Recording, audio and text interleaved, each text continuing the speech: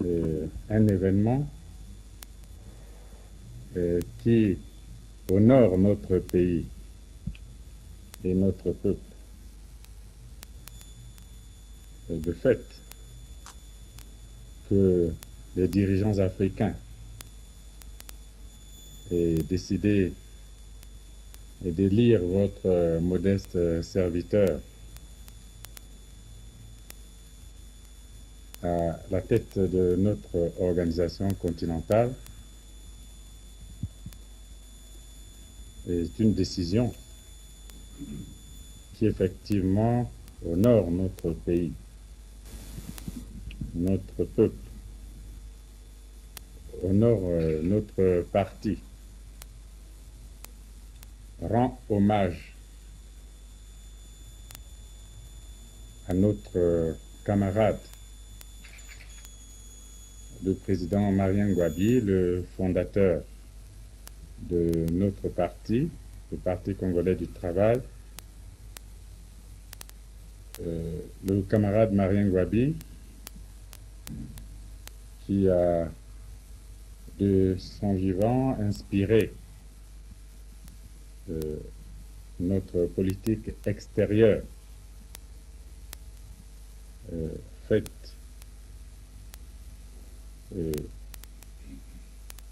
de lutte contre l'impérialisme, toutes les forces du mal, faite d'unité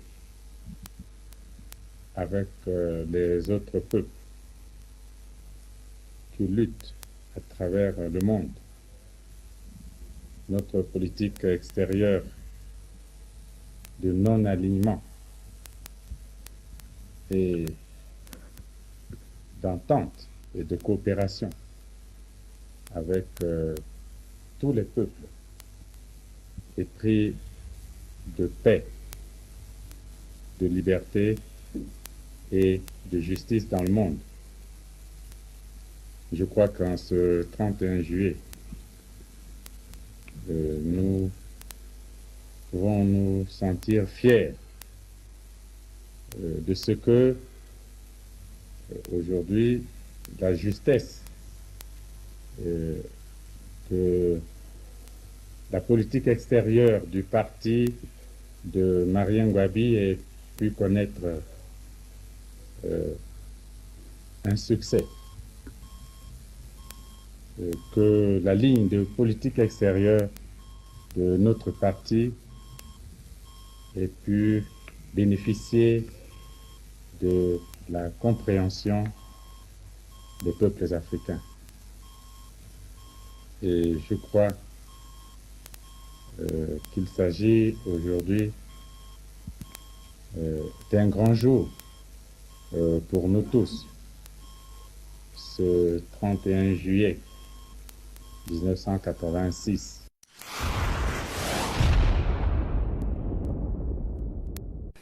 Du 24 au 27 mars 1987, les chefs d'État des pays d'Afrique francophone actionnaires de la multinationale Air Afrique se sont tous donné rendez-vous à Niamey, au Niger, chez le général Sékou Touré, pour ensemble essayer de trouver des solutions aux nombreuses difficultés que traverse la multinationale. Pour rappel à nos téléspectateurs, il faut retenir qu'à leur accession à l'indépendance, les pays d'Afrique francophone au sud du Sahara ont groupé leurs droits de trafic aérien en une seule compagnie multinationale, Air Afrique. Présenté à l'époque comme un véritable outil d'intégration régionale, une vraie promesse pour l'avenir, le symbole d'un rêve et d'un effort collectif des Africains. Hélas, malheureusement, quelques décennies plus tard, elle est sacrifiée à l'autel des intérêts égoïstes, de chacun pour soi, de certains actionnaires, qui l'a condamné à mort. Voilà, mesdames et messieurs, notre rendez-vous manqué par les Africains. Un de plus, dira-t-on, aux grandes dames des afro-optimistes. Mesdames et messieurs, Grand Temps, à travers ce document, rend hommage ce soir à Ouzan Sikonga, ce grand commis de l'État qui, toute sa vie, a servi son pays, avec loyauté, foi, amour et abnégation, et qui a malheureusement tiré sa révérence il y a presque 31 ans aujourd'hui, plus exactement le 22 décembre 1989. Paix à son âme, aux grands hommes, la patrie reconnaissante.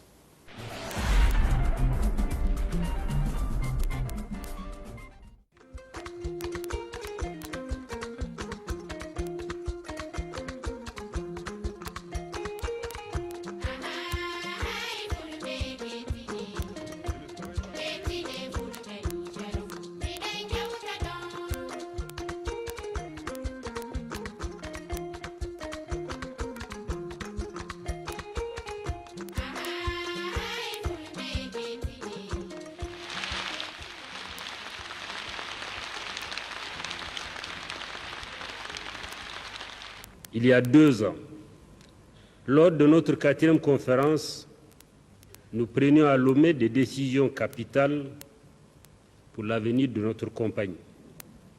Il s'agissait alors d'amorcer le redressement qu'appelait le fonctionnement d'Air Afrique et d'en assurer la relance en lui infligeant un dynamisme nouveau.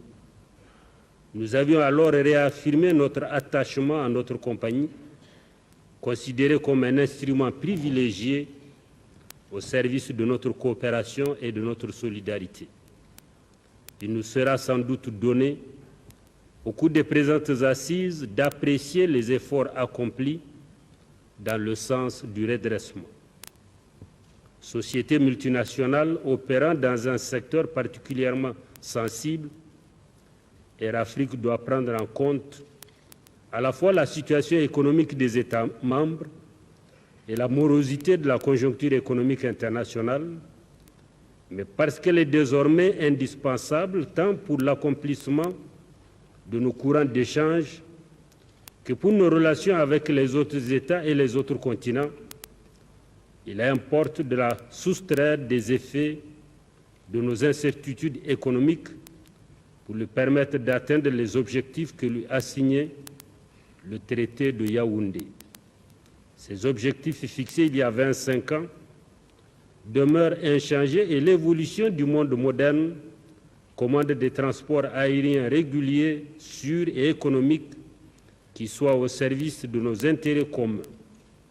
Pour les atteindre, il nous faut une compagnie multinationale à la dimension de nos ambitions, c'est-à-dire viable et crédible, tout en étant concurrentielle au plan international. C'est dire que dans son exploitation et sa gestion, il nous faut imposer la même rigueur, les mêmes règles d'assainissement, les mêmes procédures de redressement et de relance que nous appliquons à nos États. Au nombre de ces mesures et décisions figurent celles relatives à la grève du personnel navigant technique, au statut des différentes catégories de personnel, aux créances de la compagnie sur les États, aux conventions portant régionales fiscales et douanières d'Air Afrique, ainsi qu'à la convention de sécurité sociale applicable au personnel d'Air Afrique, à la réduction et au gel des effectifs du personnel, à l'âge d'admission à la retraite, à la révision du traité, à l'accord de siège. À Niamey, notre 5e conférence aura, du 26 au 27 mars 1987, à apprécier objectivement le point d'exécution des mesures arrêtées et des décisions prises ensemble à Lomé dans le cadre de la réhabilitation de notre compagnie multinationale. C'est dire qu'au cours de l'examen minutieux des différents dossiers inscrits à notre ordre du jour, nous devons avoir constamment à l'esprit le souci de sauver à tout prix et par tous les moyens notre société Air Afrique.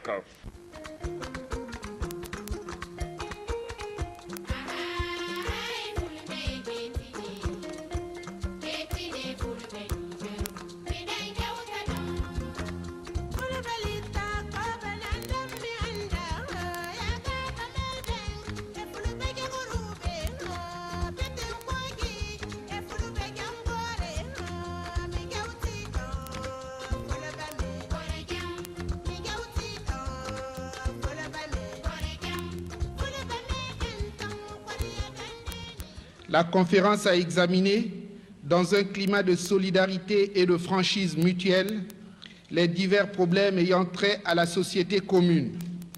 La conférence réaffirme sa foi en l'avenir de ce précieux instrument de coopération internationale. Après avoir pris connaissance des rapports du président directeur général et du président du comité des ministres, la conférence, constatant la situation critique que traverse la compagnie, décide de confier à son Excellence M. Félix Houphouët-Boigny, président de la République de Côte d'Ivoire, la mission de prospecter et de trouver des partenaires pour assainir la gestion de la société. La conférence réitère les décisions prises à Lomé les 22 et 23 mars 1985 et demande leur application intégrale. Les chefs d'État et de délégation remercient vivement le peuple, le gouvernement et son Excellence le général Seyni Kounché, président du Conseil militaire suprême, chef de l'État du Niger, pour l'accueil particulièrement chaleureux, fraternel et authentiquement africain qui leur a été réservé, ainsi que pour toutes les dispositions prises pour le bon déroulement de la conférence. Vous vous en souviendrez qu'à l'occasion des travaux de la 4e conférence à Lomé en mars 1985, les chefs d'État avaient eu à examiner un certain nombre de problèmes et édicté des mesures draconiennes à l'endroit de la Direction générale d'Air Afrique de les mettre en vigueur. Parmi ces mesures, il fallait régler le contentieux créé de la grève du PNT à Air Afrique. Et il fallait aussi rabattre le salaire du personnel cadre d'Air Afrique de 20% pour les hauts cadres et de 12% pour les cadres moyens. Il fallait mettre en place un statut du personnel PNT et du statut personnel commercial. Il fallait réviser la convention de Yaoundé pour l'adapter au fonctionnement actuel d'Air Afrique, compte tenu de la sortie de la convention de Yaoundé d'un certain nombre d'États comme le Gabon et le Cameroun. Tout ce travail a été préparé et la présente conférence, la 5e conférence des chefs d'État, avait pour objet de voir l'application de ces mesures. Or, il se trouve que le comité de ministres a présenté à la conférence des chefs d'État un ordre du jour portant sur l'exécution de ces mesures de la 4e conférence de Lomé.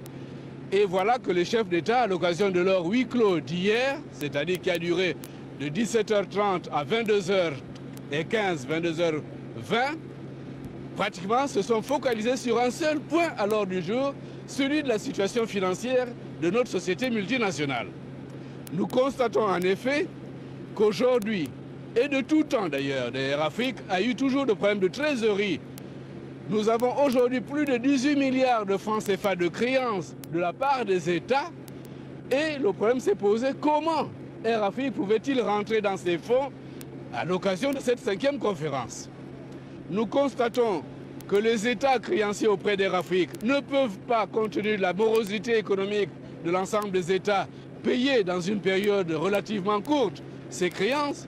Nous constatons également, puisque nous avons suggéré de faire un appel à l'augmentation du capital à hauteur de 20 milliards, que les États actuels, compte tenu de cette morosité économique, ne peuvent pas non plus apporter chacun d'eux 2 milliards de francs CFA pour augmenter le capital, alors il semblerait qu'à l'occasion de cette conférence à huis clos, notamment le doyen, président de la Côte d'Ivoire, monsieur le président Félix Houphouët-Boigny, constatant notre incapacité d'augmenter le capital et notre incapacité d'apporter des fonds nouveaux pour reprendre les activités d'Air Afrique, alors les chefs d'État ont suggéré de faire appel à un partenaire qui pourrait apporter lui et les moyens financiers et le know-how pour pouvoir gérer de façon plus conséquente notre société Air Afrique.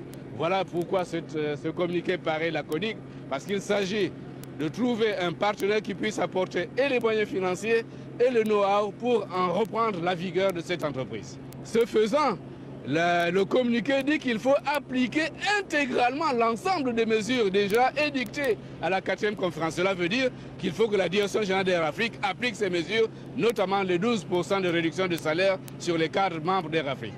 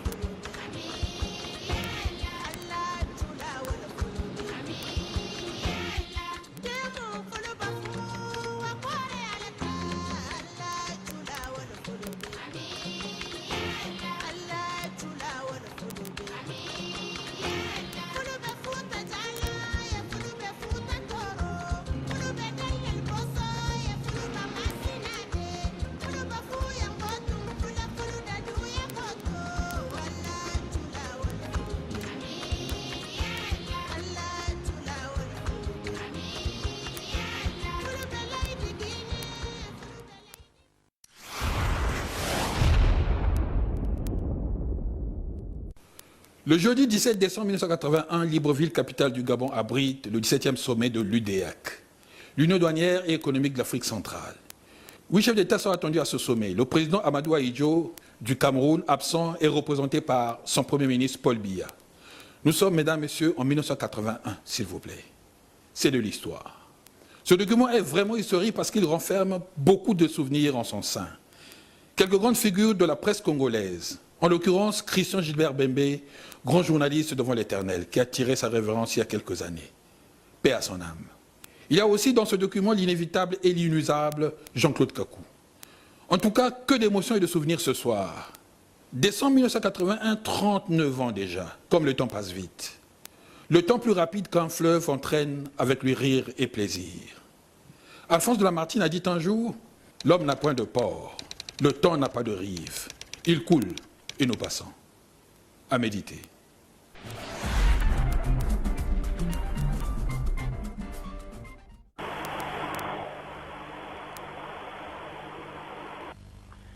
C'est ici, à la cité du 12 mars, que se réuniront dans moins de 48 heures les chefs d'État de l'Union douanière et économique de l'Afrique centrale. Rappelons pour mémoire que cette vaste cité a été construite en 1977 pour abriter le 14e sommet de l'OUA. Les travaux qui s'ouvrent donc jeudi ont été préparés en 2 phases. Il y a eu d'abord la réunion des experts de l'UDEAC qui avait pour mission de déblayer le terrain et de préparer l'ordre du jour du sommet. Cette réunion a été elle-même suivie de celle du comité directeur de l'UDEAC, composé des ministres des Finances des États membres. Ceux-ci ont également clos leurs travaux et tout est fin prêt pour le début du sommet jeudi dans la somptueuse salle de conférence, là derrière moi. A noter que notre pays a été représenté à ce comité de direction par le ministre des Finances, le camarade Lekunzu Iti Osetumba, mais beaucoup plus par le ministre du Plan, le camarade Pierre Moussa. Le camarade membre du bureau politique a dû regagner Brazzaville aussitôt après le début des travaux, compte tenu de son calendrier chargé au pays. À l'issue donc de ce comité de direction, le camarade Pierre Moussa a fait à notre micro le point des travaux à quelques heures de l'arrivée des chefs d'État ici à Libreville. Comme chaque fois, le comité de direction a d'abord examiné des affaires qui sont de sa compétence. Il s'agit très souvent des problèmes ayant trait à la taxe unique, c'est-à-dire à l'agrément de certaines entreprises, à la taxe unique, à l'agrément de certains professionnels, à la comptabilité. Nous avons eu aussi à examiner les résultats de la 9e conférence des statisticiens. Mais en dehors de ça, nous avons aussi examiné, nous avons préparé des dossiers pour des affaires qui relèvent de la compétence exclusive des chefs d'État. Certaines de ces affaires sont particulièrement importantes. Par exemple, la création à Libreville d'un institut post-universitaire de technologie appliquée, de planification et d'évaluation des projets, le principe de la refonte de la Convention commune des investissements UDEAC, et surtout nous avons eu à préparer le dossier le plus important qui concerne l'évaluation de l'UDEAC. Dans cette évaluation de l'UDEAC, qu'est-ce qu'on entend exactement par ce terme assez peu habituel? L'évaluation de l'UDEAC signifie d'abord qu'il faut faire un diagnostic précis de l'organisation de notre institution commune, déceler ses efforts, ses résultats positifs, mais aussi reconnaître les difficultés, les obstacles rencontrés, éventuellement les échecs, et ensuite faire un certain nombre de préconisations sur la manière de surmonter les obstacles et les difficultés rencontrées. Cette évaluation intervient à un moment particulièrement opportun, puisque elle a lieu après le sommet des chefs d'État à Lagos. Madame la ministre, quels sont les pays qui seront les pays observateurs à ce 17e sommet de l'UDEAC? En principe, il devrait s'agir des pays de notre sous-région d'Afrique centrale, outre les pays de l'UDEAC, qui sont 4, la République populaire du Congo, le Gabon, la République centrafricaine et la République unie du Cameroun. Il devrait y avoir un certain nombre d'observateurs constitués essentiellement par les autres pays d'Afrique centrale, à savoir le Tchad, la Guinée équatoriale, le Zaïre, le Rwanda, le Burundi, Sao Tomé Principe et l'Angola. Mais la presque totalité de ces pays observateurs n'appartiennent pas à la zone franc. Est-ce que leur intégration à l'Union ne posera pas de problème majeur? Il est bien entendu, de toute manière, l'intégration à l'Union, c'est ou plus exactement ce qu'on entend par le terme d'élargissement de l'Union. C'est un problème fondamental et structurel. On aura donc tendance à résoudre les grands problèmes quant au fond. Il y a des problèmes découlant d'une fiscalité unique en matière douanière notamment, les grands problèmes d'harmonisation des politiques industrielles et commerciales. Et bien entendu, lorsque, comme c'est le cas, on appartient à des zones monétaires différentes, il y aura le problème effectivement d'harmonisation des politiques monétaires. Il va de soi que nous avons déjà une chambre de compensation des paiements avec le Zaïre, c'est-à-dire entre le Zaïre et les pays de l'UDEAC. C'est un système qui éventuellement peut être généralisé au cas où l'UDEAC s'élargissait. Cela dit, près de 11 chefs d'État sont attendus ici au pays du président Omar Bongo. Il y aura bien sûr les 3 autres chefs d'État de l'UDEAC, à savoir Denis Sassou Nguesso du Congo, Amadou Ahidjo du Cameroun et André Kolimba, dont ce sera le premier sommet. Il y aura également la présence de 7 pays observateurs. Le Tchad, qui depuis le dernier sommet de Brazzaville est déjà un peu plus qu'un observateur. Le Zaïre, le Burundi et le Rwanda, qui appartiennent à la communauté des pays des Grands Lacs. Il y aura la Guinée équatoriale, Sao Tomé Principe et l'Angola. Les travaux dureront 3 jours avec, pour commencer, une série de 8 clos entre les 4 chefs d'État de l'UDEAC, suivie d'une grande rencontre de tous les chefs d'État présents à Libreville pour jeter déjà les bases d'un élargissement de l'Union douanière et économique de l'Afrique centrale. Il est à rappeler que l'idée d'un élargissement de l'UDEAC a été lancée à Brazzaville en décembre 1980 par le président Denis Sassou Nguesso, conformément aux résolutions du sommet économique de Lagos. L'élargissement de l'UDEAC comporte à première vue des difficultés insurmontables, mais il revêt un enjeu indéniable, car le marché commun africain, véritable instrument de la libération économique du continent, passe avant tout par l'élargissement, par le développement et par le renforcement des organisations sous-régionales comme l'UDEAC. Jean-Claude Kakou à Libreville pour Télé Congo Actualité. L'aéroport international de Libreville a été ce matin le théâtre d'une activité diplomatique exceptionnelle, avec l'arrivée de près de 9 chefs d'État et de gouvernement invités au 17e sommet de l'Union douanière et économique de l'Afrique centrale. Après les présidents Kolimba du Centrafrique, Obiang Nguema de Guinée équatoriale, Pinto da Costa de Sao Tomé et le Premier ministre camerounais M. Paul Biya, c'est vers 12h, heure de Brazzaville et de Libreville, que le Fokker 28 de l'île Congo s'est immobilisé sur le parking avec à son bord le président Denis Sassou Nguesso et son épouse. Le couple présidentiel congolais est accueilli à sa descente d'avion par le président Omar Bongo et madame, entouré du chef de la diplomatie gabonaise, M. Martin Bongo, et du secrétaire général de l'UDEAC, M. Efong.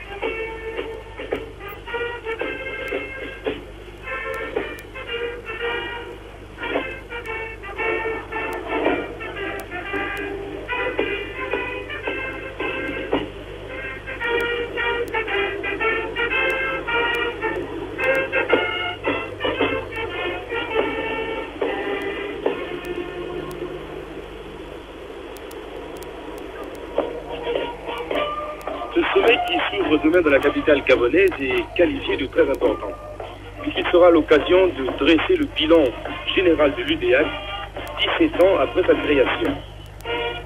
Comme on le sait, un bilan aboutit généralement à une rectification du tir ou à une révision des méthodes. En tout cas, l'idée maîtresse de ce 17e sommet sera incontestablement le désir grandissant d'élargir l'Union aux autres États de la sous-région, d'où la présence à Libreville de 7 pays observateurs, qui est un record.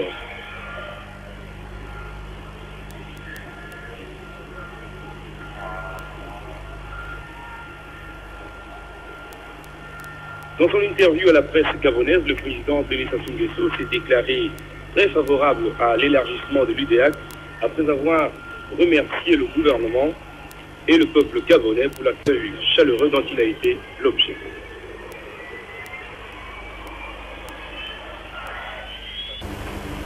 Exprimer mes remerciements au peuple gabonais à travers la population de Libreville, au gouvernement, plus particulièrement au président Bongo, Madame Bongo, pour l'accueil chaleureux, fraternel qui nous a été réservé, à mon épouse, à moi-même, ainsi qu'à la délégation qui nous accompagne. Le sommet de l'UDEAC élargi aux autres pays de la région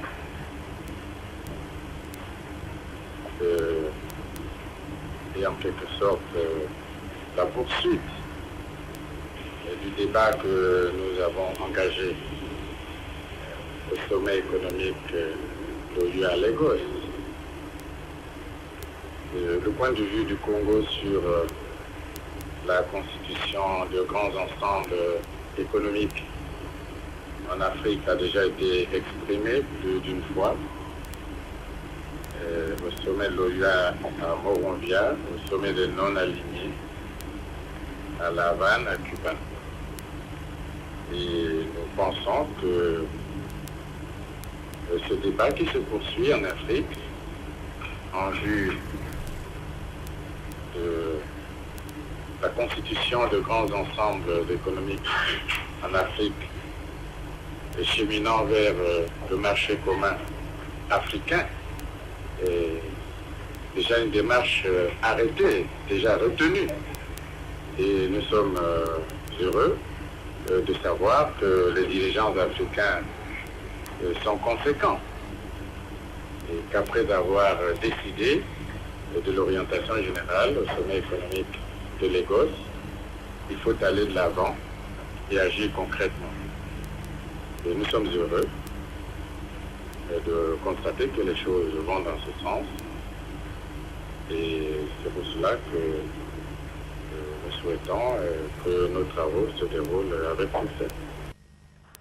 Il était 10h24 heure locale lorsque les 9 chefs d'État d'Afrique centrale ainsi que les représentants des gouvernements camerounais et angolais ont fait leur entrée dans la salle de conférence, dans la salle de réunion du Palais international des conférences. Une absence remarquée, celle du président Amadou Ahidjo du Cameroun, qui avait pourtant d'abord annoncé sa venue et qui s'est finalement fait représenter par son Premier ministre. Cette absence est d'autant plus remarquable que c'est lui, le président Ahidjo, qui doit ici succéder au président Bongo à la présidence en exercice de l'UDEAC. Le Congo, on le sait, attache une importance capitale à la vie de l'UDEAC, union dont l'acte de naissance fut établi à Brazzaville en décembre 1964.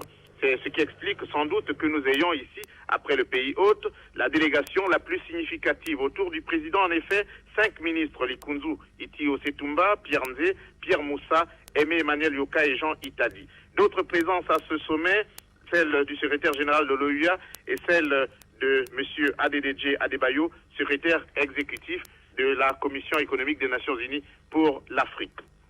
Bref, tout cela montre l'importance de ce 17e sommet de l'UDEAC. Et le président en exercice sortant, son Excellence El Hadj Omar Bongo, n'a pas manqué de le souligner dès les premiers mots de son discours d'ouverture. En me permettant de rappeler brièvement ces lignes forces du programme d'action de Lagos, mon propos vise à souligner la responsabilité qui est la nôtre de mettre en pratique les pertinentes recommandations de cette première grande conférence économique de l'OIA.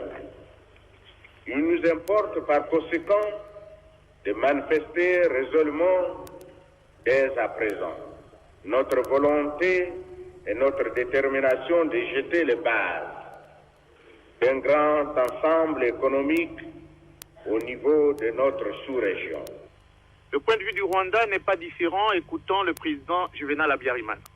Le point de vue du Rwanda s'inspire ainsi des conclusions du sommet économique de l'OIA tenu à Lagos en avril 1980. La République rwandaise reconnaît la justesse du plan d'action élaboré alors, plan qui recommande précisément l'intégration économique régionale pour asseoir les bases solides du futur marché commun africain que nous appelons tous de nos vœux les plus ardents. Il n'est nul besoin de souligner l'importance primordiale de la coopération horizontale et particulièrement de la coopération entre pays africains établis dans les mêmes zones géographiques. Très attendue était l'intervention de Boukouni Wedei. Il a réaffirmé la volonté de son pays de réintégrer l'UDEAC. Le Tchad souhaite que ce délai transitoire n'excède pas un an, car nous souhaitons pas revenir au prochain sommet en qualité d'observateur.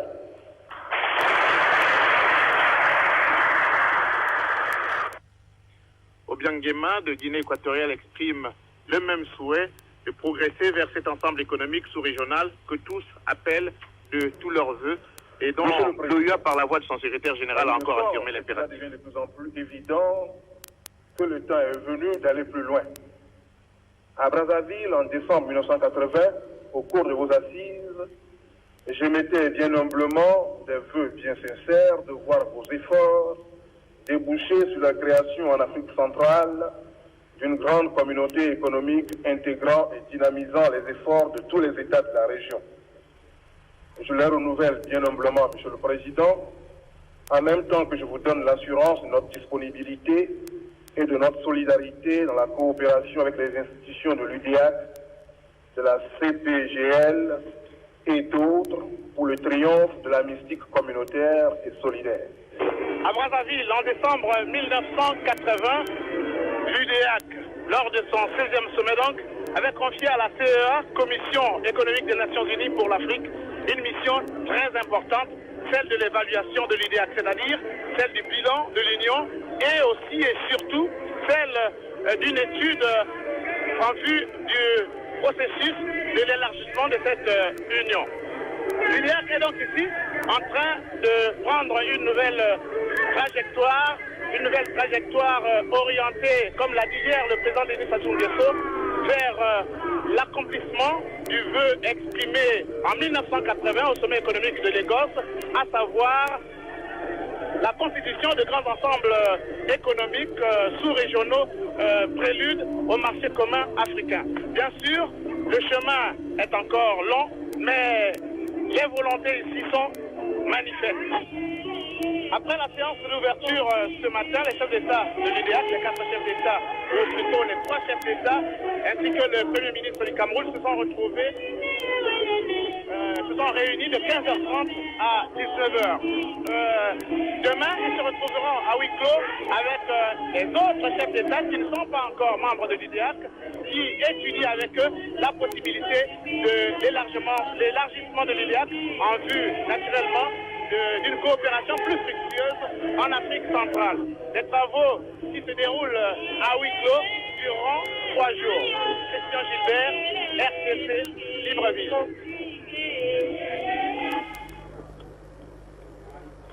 Seconde journée des travaux du 17e sommet de l'UDEAC, les débats se sont poursuivis à huis clos ce vendredi entre les 4 pays membres de l'Union dans la somptueuse salle des conférences de la Cité du 12 mars.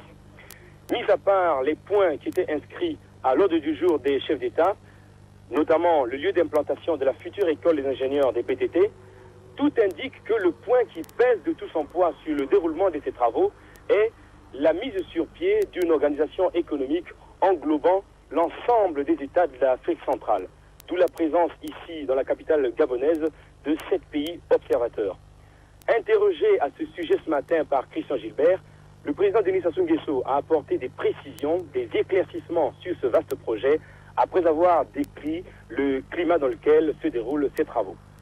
Je crois que ce 17e sommet se déroule dans un bon climat. D'abord parce que hier, nous avons traité les dossiers qui intéressent l'UDEAC dans l'esprit habituel de compréhension et dans l'esprit qui caractérise l'Union depuis de longues années.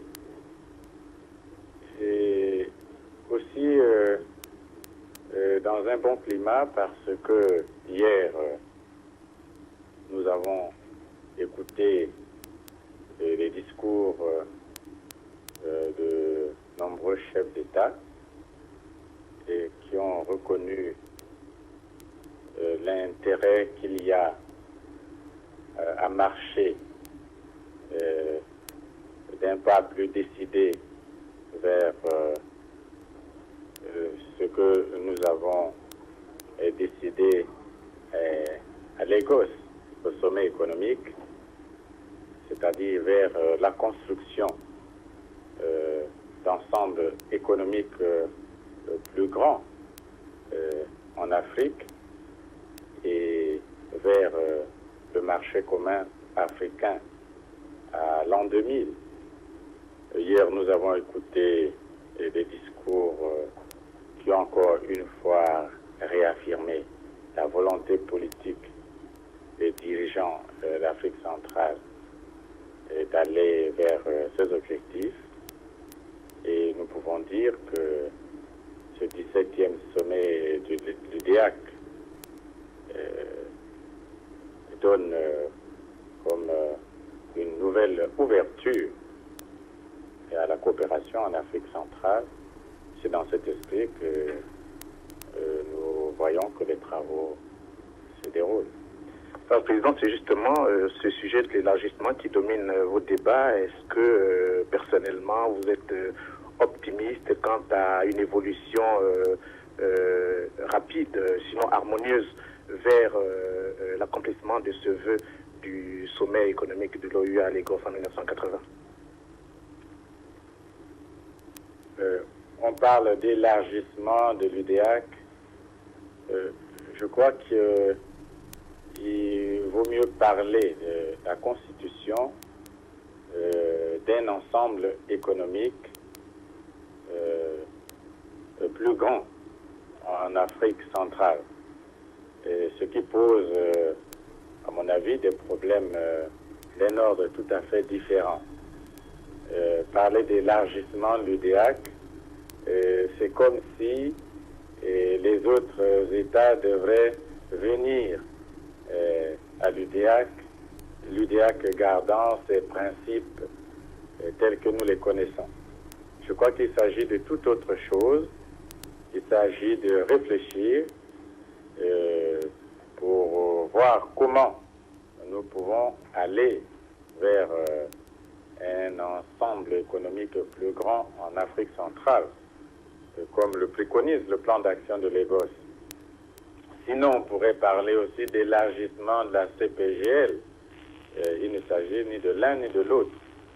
Je crois que le débat qui est instauré ici, c'est celui qui doit progressivement nous amener vers la constitution de cet ensemble économique en Afrique centrale plus grand.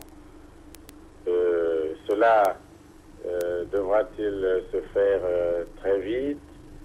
Je crois qu'il y a des problèmes importants qui méritent d'être analysés, qui méritent d'être étudiés. Et ce n'est pas un problème simple. Déjà en UDEAC, nous avons toutes les difficultés à réussir l'intégration économique. Et qui peut le plus, peut le moins. Et donc, je crois que le fait que nous marquions la volonté politique d'aller de l'avant est déjà un progrès considérable. Il reste que des études sérieuses doivent être menées pour que progressivement nous allions vers ces objectifs. Et je crois que les choses sont bien engagées dans cette étude.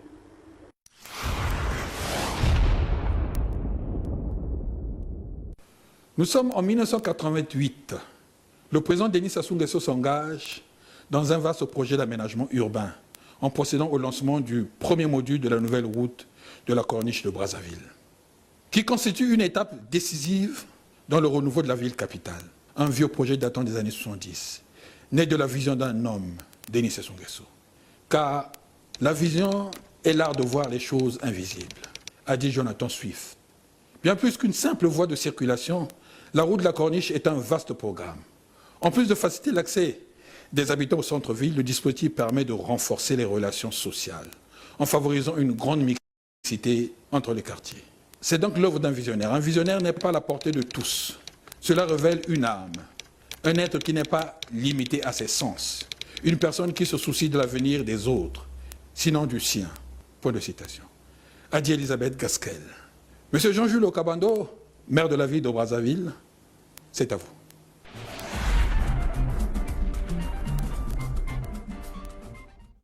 Dans le cadre des festivités du 25e anniversaire des 3 glorieuses journées des 13, 14 et 15 août 1963, vous allez bientôt donner le premier coup de pioche, symbolisant le début des travaux du boulevard de la Corniche. La réalisation de cet ouvrage, camarade président, répond à votre volonté, maintes fois exprimée depuis le salutaire et bénéfique mouvement du 5 février 1979 de faciliter la circulation et le brassage des populations brazzavilloises, d'accentuer l'équilibre socio-géographique dans notre commune. En effet, Brazzaville, notre ville capitale, continue inexorablement à croître de façon centrifuge. Le centre-ville, où toutes les artères convergent, devient aux heures de pointe le forum de cette cité en ébullition. La construction de la Corniche devenait une nécessité. Camarade président, à titre de rappel, le développement de Brazzaville, situé en bordure du fleuve Congo, est linéaire, suivant l'axe nord-est, sud-ouest. Ce dispositif linéaire est interrompu dans sa partie sud-est par 2 zones marécageuses franchies actuellement par un axe comportant 2 voies unidirectionnelles, avenue de l'OUA, avenue Scholcher, avenue Général de Gaulle. Il dessert à partir du centre-ville les quartiers périphériques de Makelekele et Bakongo. L'idée de dégager cette voie par un axe le long du fleuve pour mieux desservir ces quartiers est ancienne. Une étude sommaire d'un aménagement à caractéristiques réduites avait été réalisée en 1972 par les services des travaux publics. D'autre part, le plan directeur d'urbanisme de la ville de Brazzaville intègre cette desserte comme voie de dégagement. Notre gouvernement, grâce à votre politique dynamique, sous votre très haute et clairvoyante autorité, a bénéficié, dans le cadre de l'excellente coopération qui existe entre la France et notre pays, d'un concours financier pour la réalisation des études et du projet. Ce projet en est une des manifestations concrètes. Il est aussi l'illustration de l'amitié séculaire qui unit les 2 peuples de France et du Congo.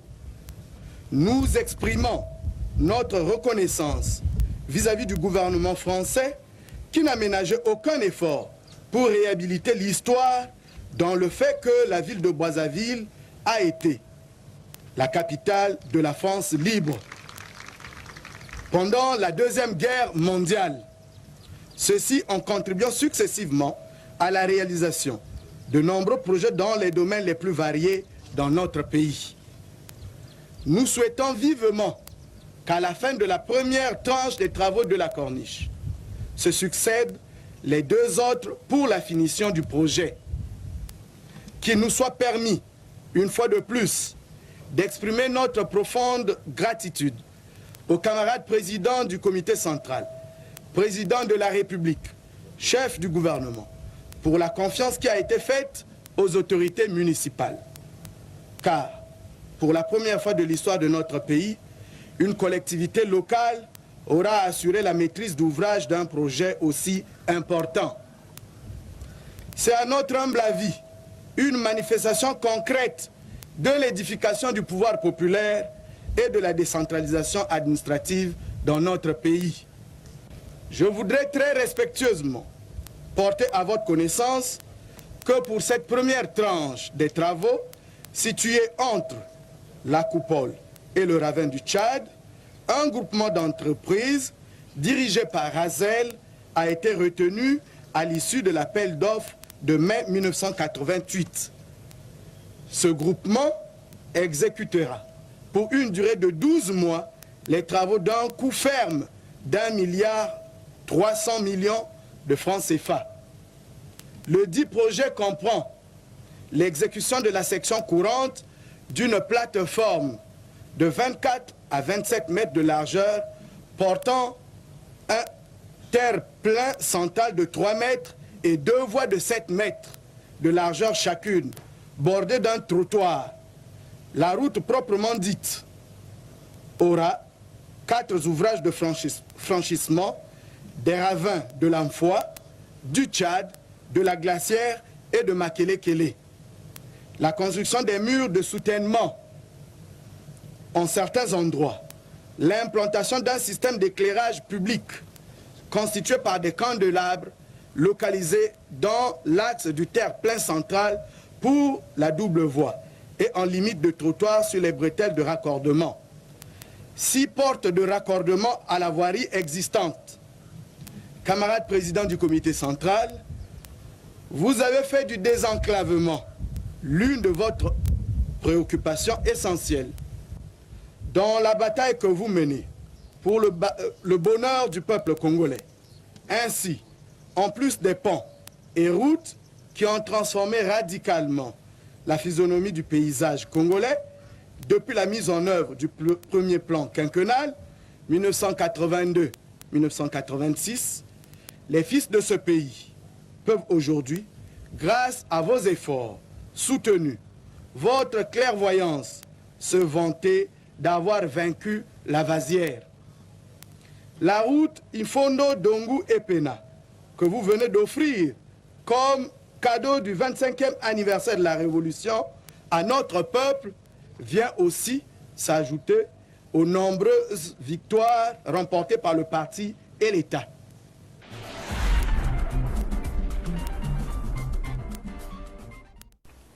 L'expérience ne se trompe jamais. Ce sont nos jugements qui se trompent. Point de citation. Léonard de Vinci. Voilà, mesdames, messieurs, nous sommes arrivés à la fin de cette émission. Nous vous disons à toutes et à tous merci pour votre fidélité à l'émission Grand Angle, où que vous soyez dans le monde.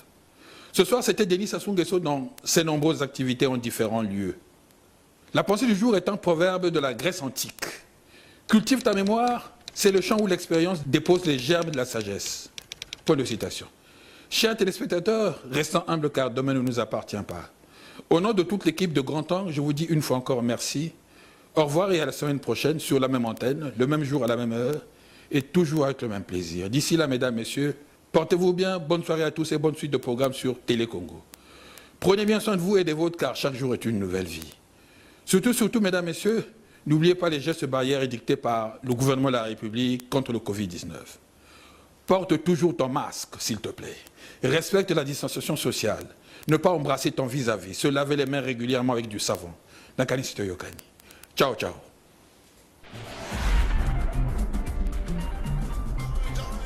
Go,